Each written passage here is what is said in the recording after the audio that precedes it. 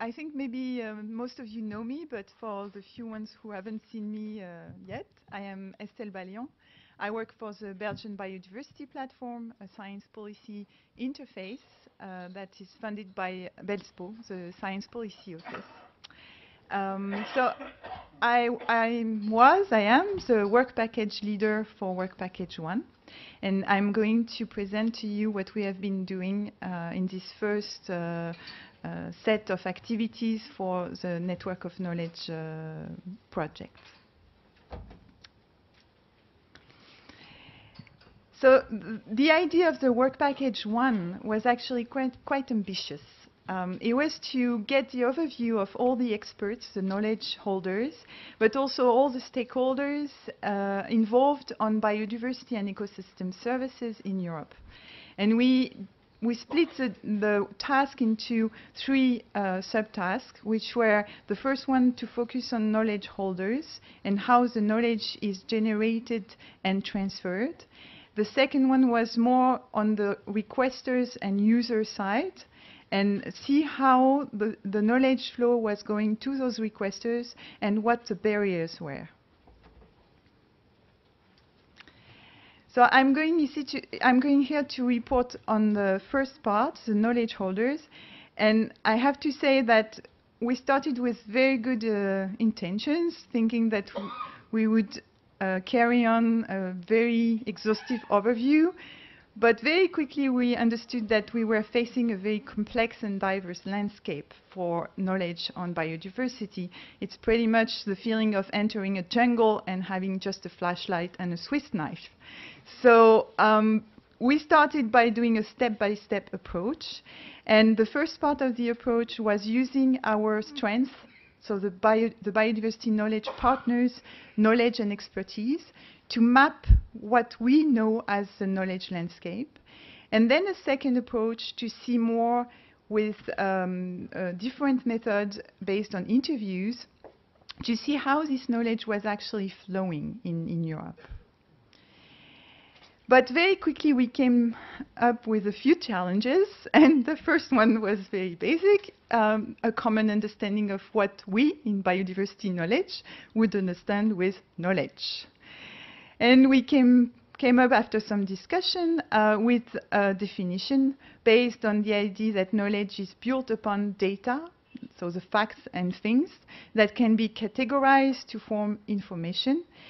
And that information, when it is used to address some actions, like in sustainable management of biodiversity, then it is what we call knowledge. And of course, after some time, you can get wisdom and truth.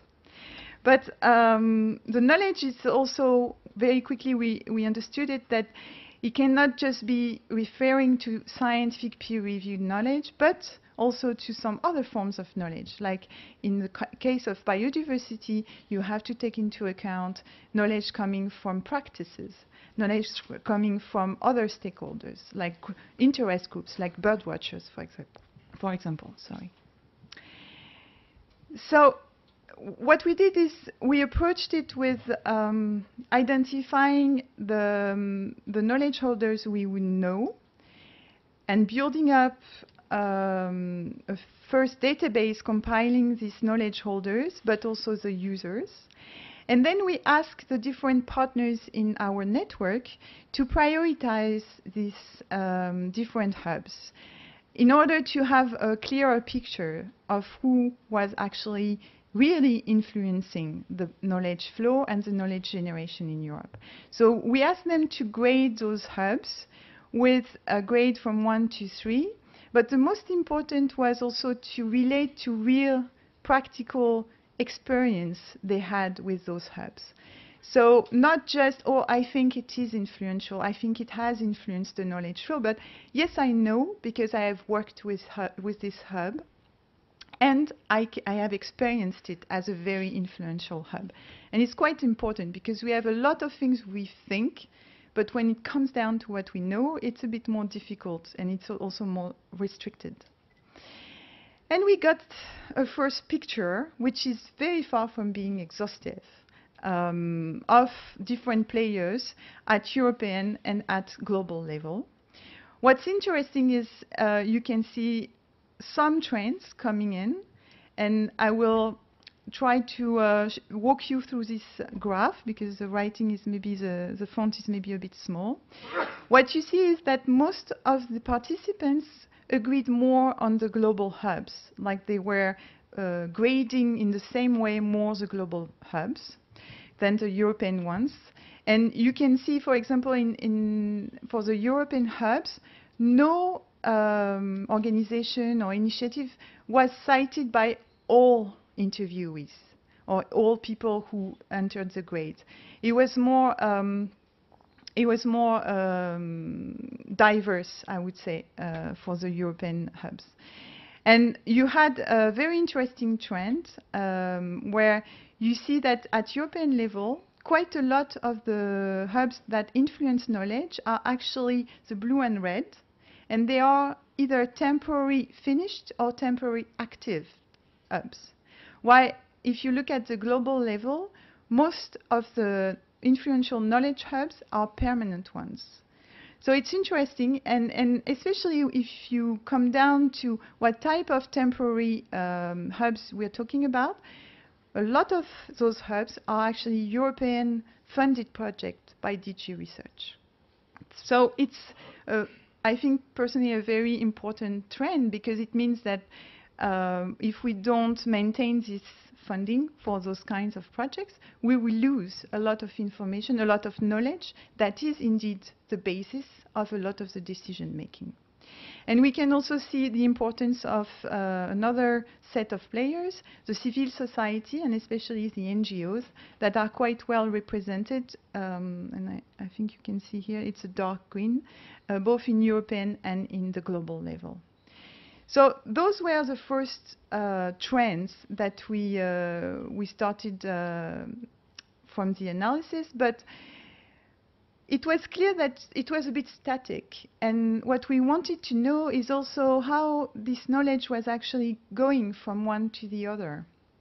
Do you have, for example, some of the hubs that are generating knowledge and sending it out, some others that are more like attracting, requesting it, and kind of keeping it, or some others that are more passing it through? So, and the picture you see here is, of course, non-exhaustive. So we went through discussion about using different methods, and this method that we used is called the net mapping method. And it's the objectives were to understand the flows of the knowledge in Europe, but also to establish some kind of hierarchy of the flow of knowledge between the ones generating, the one using the knowledge, and the relays of knowledge.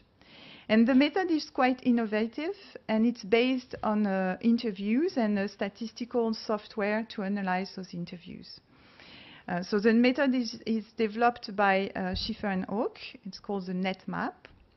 And it's, of course, supposed to have ongoing number of interviews to have a good basis for analysis.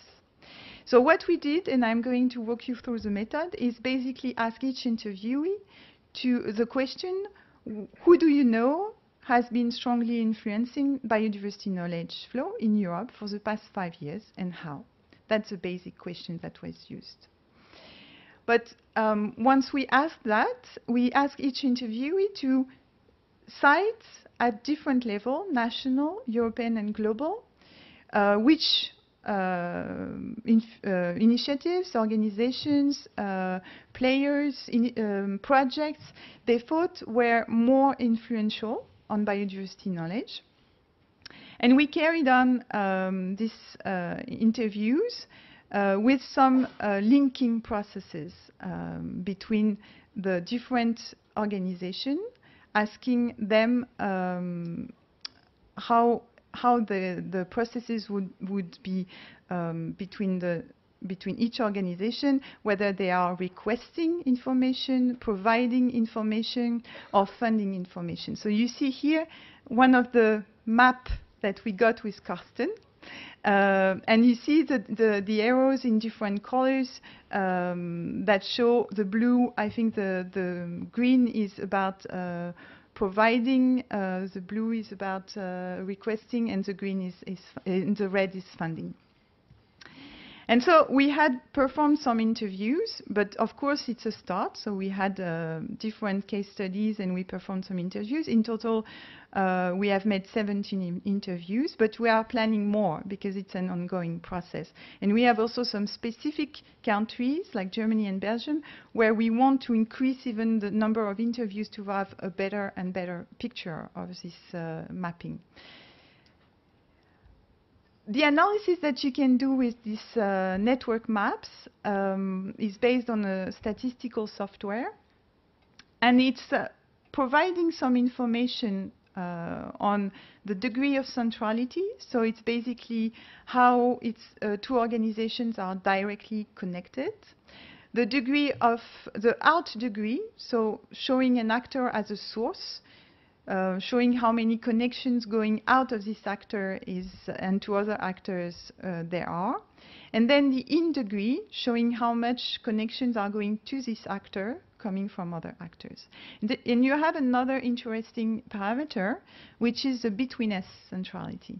And this parameter indicates how an actor can fall between the path of others, like the sources and the receivers, and how much of a relay it represents, but also it can also block information. So it's showing also the power of some of the hubs to pass on or to block information. Okay, this map is something that is far from being definite. And it's just a start, it's in big, you have an exclamation point. But it's to show you that you start with this process by having some things that you can map and that the networks are starting to show, but of course it's based only on 17 interviews. So the more you get interviews, the better picture you get. But you have already some things that are coming out in terms of who are, for example, the hubs with a high betweenness, like IUCN, like WWF, for example, and DG Environment, and the ones with a high out degree, like IUCN, providing lots of, high in degree, like IUCN, providing a lot of, receiving a lot of information. What you see on the side here is a start of the marine network. Of course, we only had 3 interviewees. Well, one was a big player, Carlo Hype, so his mind map was actually quite impressive.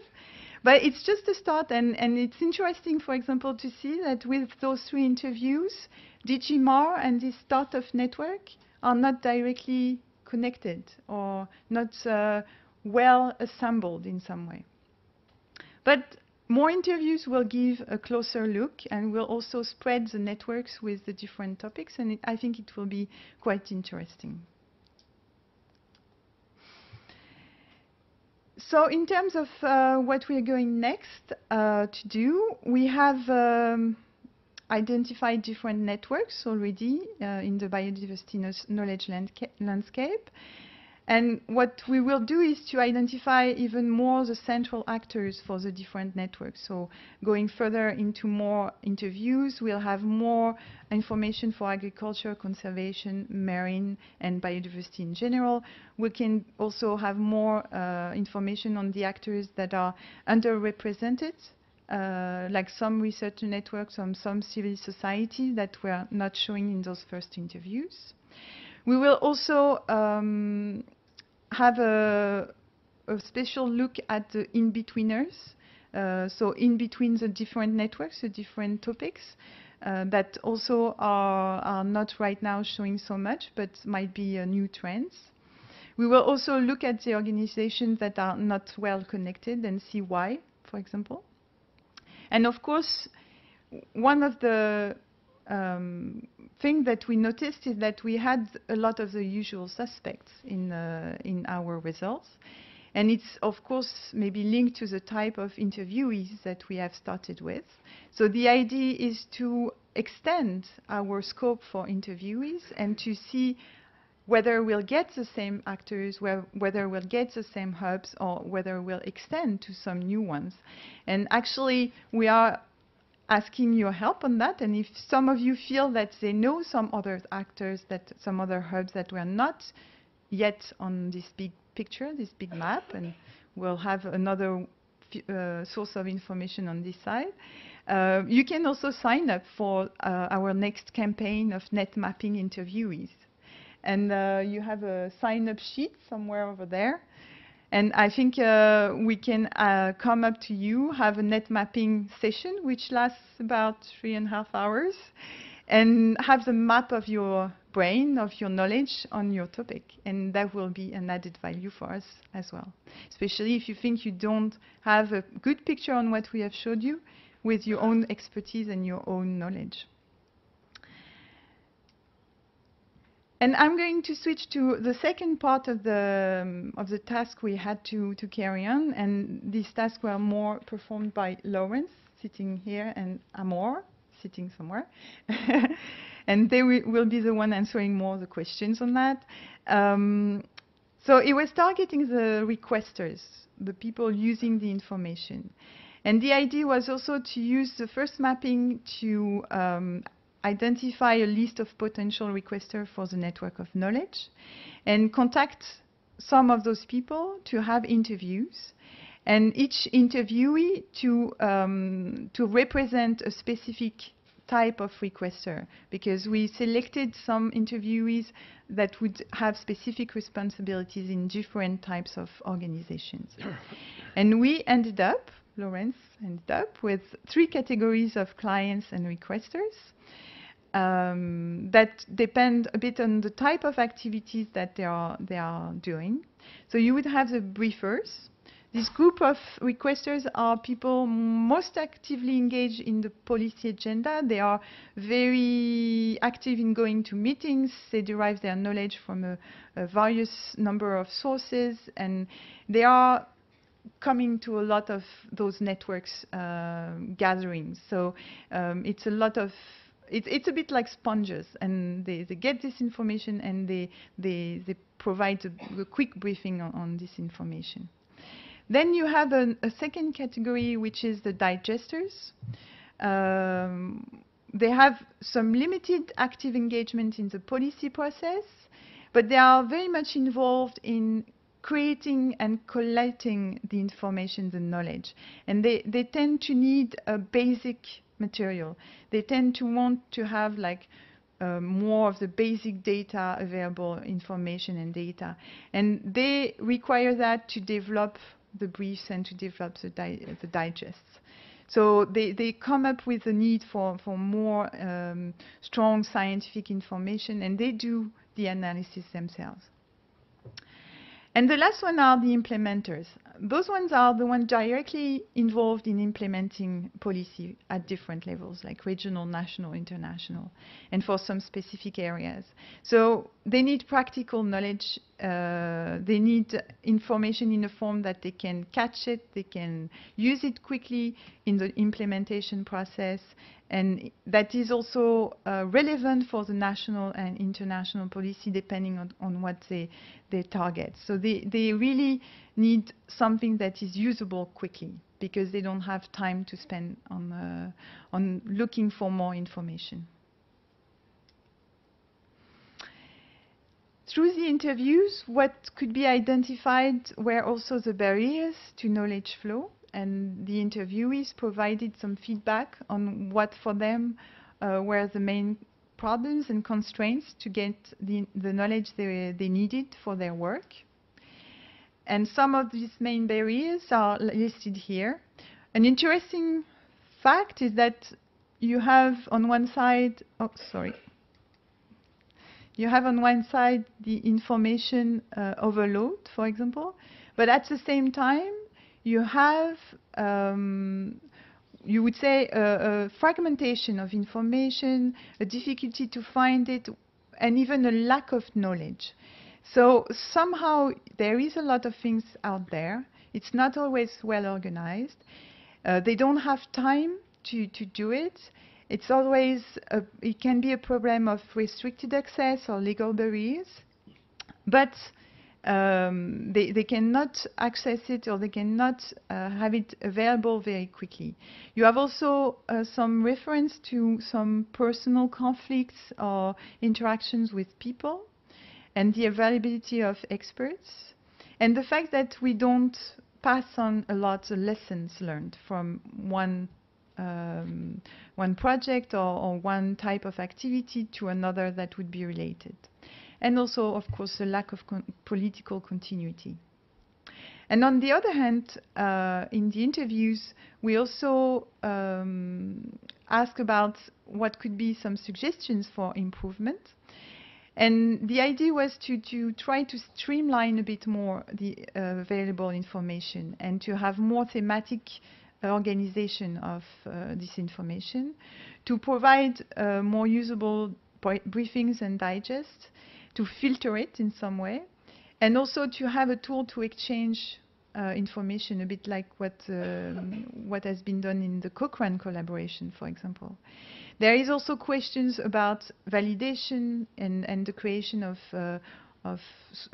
archives and databases, and based on the use of IT solutions, and also a mention of the social media that can be an added value.